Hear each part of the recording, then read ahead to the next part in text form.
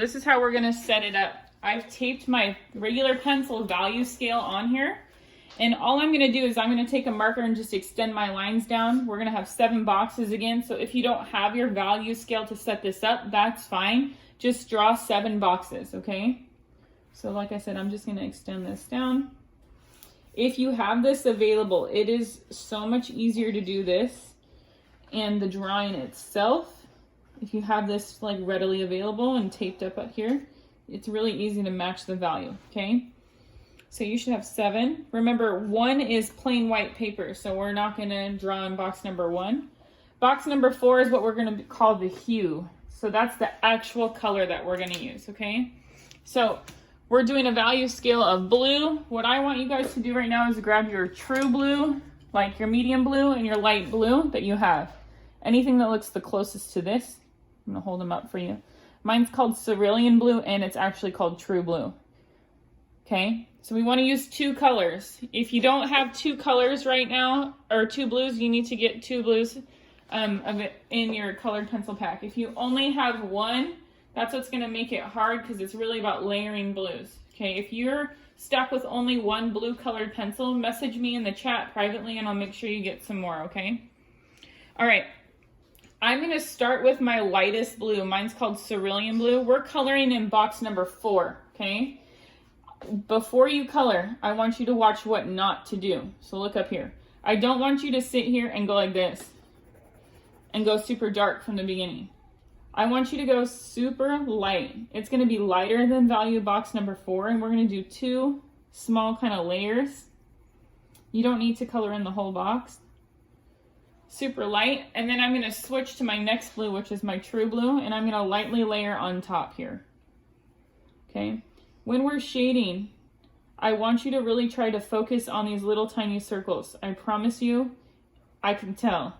1 and 2, it looks way better. So if you're struggling with scratchy lines when you're shading, switch from lines to circles. I promise you it's gonna look better.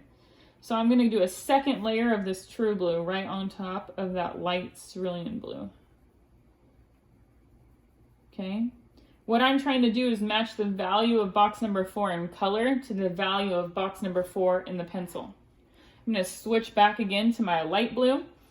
So look how I'm layering back and forth between colors. Nice and lightly. I'm going to make these little tiny circles.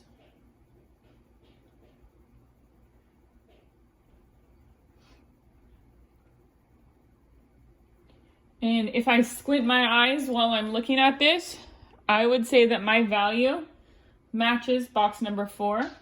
So I did a couple layers of the light blue, a couple layers of the regular blue, and then I ended again with the light blue back on top.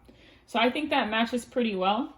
We're now gonna add what we call tints, so colors plus white. So if you have a white, we're gonna use that, and we're gonna use both those blues that we just used. So this way is a tint. So a color plus white are tints. Okay. We're going to start with our normal color. So our local color. The color we're actually blending here is blue. So we're going to start again with this really, really light blue that we have. Nice and light. Put a layer in there. And I'll post a picture of this and this video when I'm done onto our classroom so you guys can watch, okay? I'm actually going to use just the light blue because that gets pretty dark really quickly. And then I'm going to use my white here. So I use cerulean blue, the light blue, and now I'm going to put white right on top. Be careful when you use white. We always tend to press really hard. Don't. Layer it like you just did with the other colors, okay?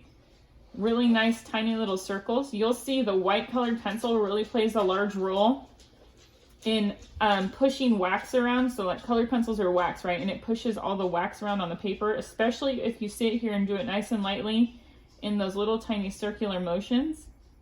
You'll see it kind of, in person it's easy to see. It's hard to see on camera, but you'll see it gets kind of foggy and waxy looking. And then I might put a little bit of blue back on top. The light blue, the cerulean blue, have like the lightest touch. We want to make this value lighter than the one to the right. And then I'm going to end with white one more time. Nice and light little circles and layers building up on each other.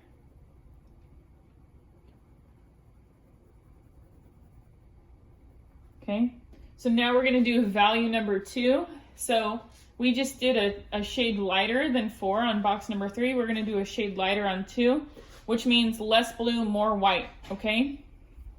So really lightly, use your lightest blue. Mine's the cerulean blue.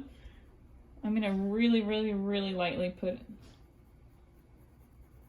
tiniest bit of blue in here.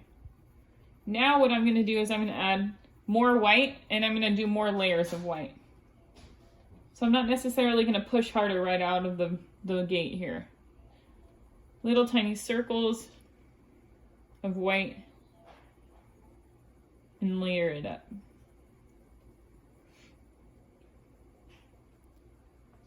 So we're really kind of, when we're using white, we're really like creating a tint, right, with the white. But the white really is more like a blending stick, but also tones the color down a lot. So it really pushes around that wax and smears that color around. All right, I think that looks pretty good. So we have our tints done. We have our hue, which is just the plain blue. And then we have a little bit of white, a lot of white, and then our plain white. So now we're gonna move to box number 5. You no longer need your white, so you can ditch that. You do need your light purple and your blues, okay? So what we're gonna do is we're gonna start with our light purple if you have a light purple, okay? If you only have one purple, just press really, really lightly, okay? So from 5 and over, these are called tones, okay? These are colors plus gray, meaning black and white. But there's that in this color already. You can see how it's light purple. That means there's white in it. Okay, so we're going to use this. This is, my purple's called Violet de Parma.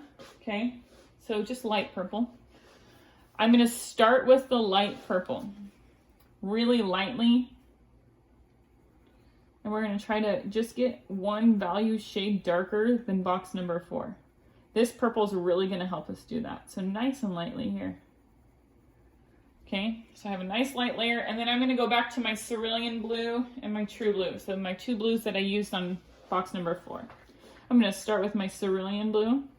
I'm going to shade in little tiny circles. You'll see as soon as you add this blue on this purple, it gets darker blue right away. Even though you're using a light blue, the colors start blending and mixing together, which is kind of cool. And then I'm going to use my other blue on top. Nice little tiny circles. I'm not shading in lines. It doesn't look scratchy at all to me.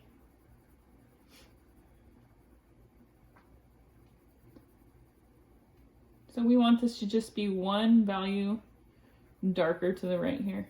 And I'm probably going to end one more time on my cerulean blue right on top.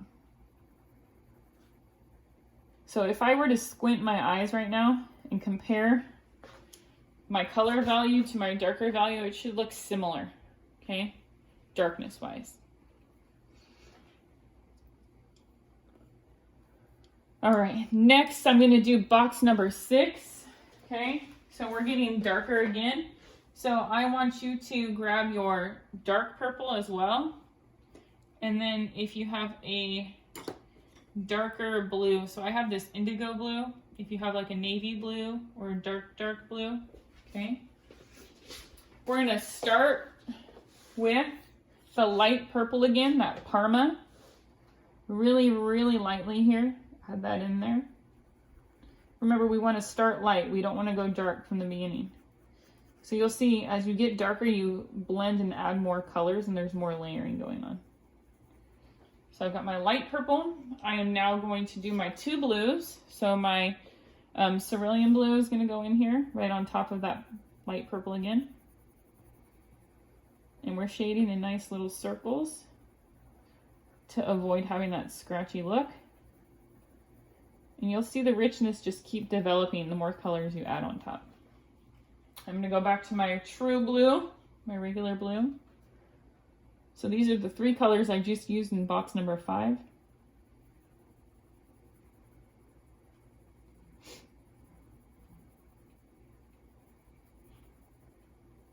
If you ever need to make a color darker, you add what's called a cool color, so like blues, purples, greens, dark. And then you can put your color on top of it. Now I'm going to use this dark purple. This is that violet that I have. It's a violet blue actually, so I'm going to put that in there. Really lightly. You'll see it really change. It really takes off.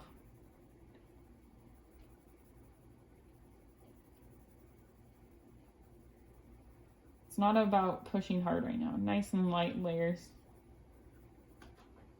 And then I'm going to add my navy blue or indigo blue, your dark blue that you have.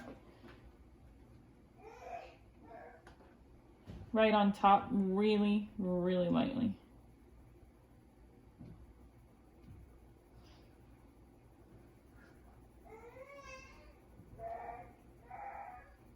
So if you choose to do the blue paint blob, you're kind of already set up with your blue value scale. You've already got practice in.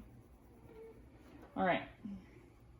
Okay, last but not least, you always end with the 2 colors that are your main hue, or the colors that are your main hue. So we want to go back to our true blue and our cerulean blue right on top.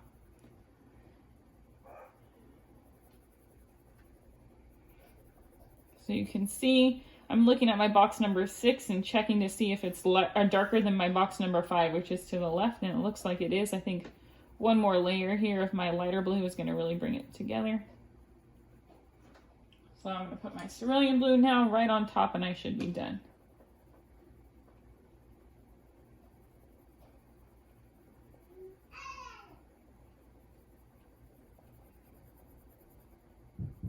All right. So if I'm looking at my value scale, it definitely goes from lighter to a little bit darker, medium, a little bit darker, darker. Now we're going to go dark. That doesn't mean scribble and press as hard as you can because we want multiple colors in there to show depth, okay? So we're going to start now. We're going to ditch the light purple. I want you to start with your dark purple that you have, the darkest purple you have. Really lightly though, we're going to add that in.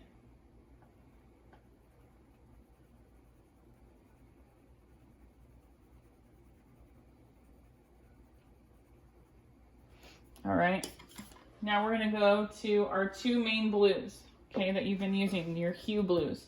So I have that true blue and cerulean. I'm gonna add my cerulean on first, really lightly. You don't need to press hard at all. If you do, it's gonna limit the amount of color you can put in here and you'll limit your depth and richness, which you don't want. Again, light layer of my true blue. So you can see we're just literally switching back and forth, layering different colors on top of each other to build the richness and darkness of the color we want. Okay, here's where that funky kind of green comes in. I don't want you to press hard with this. I pressed a little too hard last time and it looked weird. So really, really lightly, add a little bit of green now on top in little tiny circles. Really nice and light.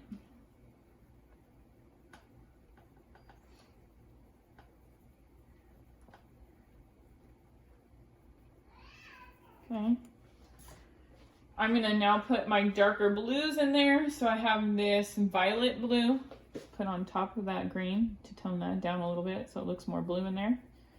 There is blue and green, that's why you can use green in here.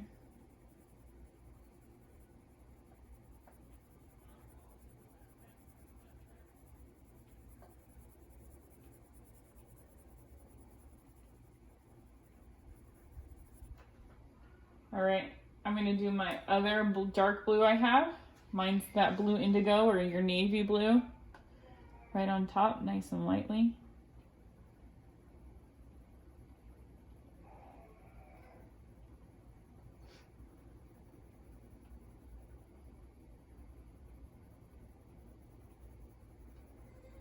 Okay, and then last but not least, we're always ending with our, oh, sorry, Donovan.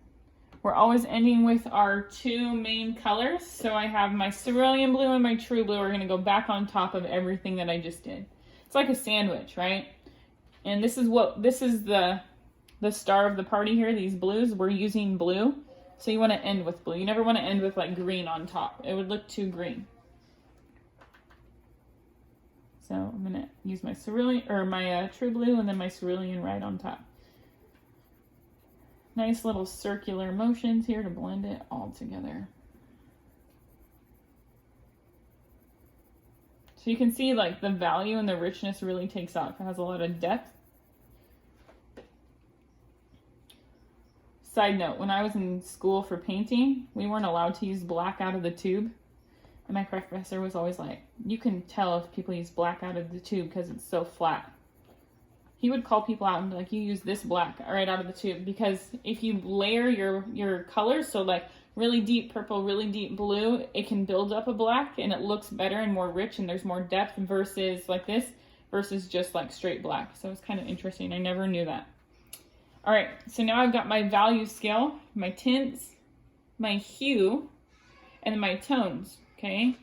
It should go from light to dark, and you should see a value change as you go across, okay?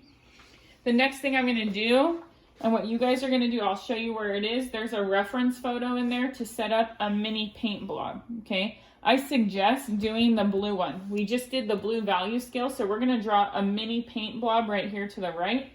I don't want it to be any bigger than a 50-cent piece, okay? So don't make it harder on yourself. As small as a 50-cent piece, so a little bit bigger than a quarter right here. And we're just gonna practice blending and adding value into that little tiny blue mini paint blob, okay? And I'll do another video for that. It'll be video 2.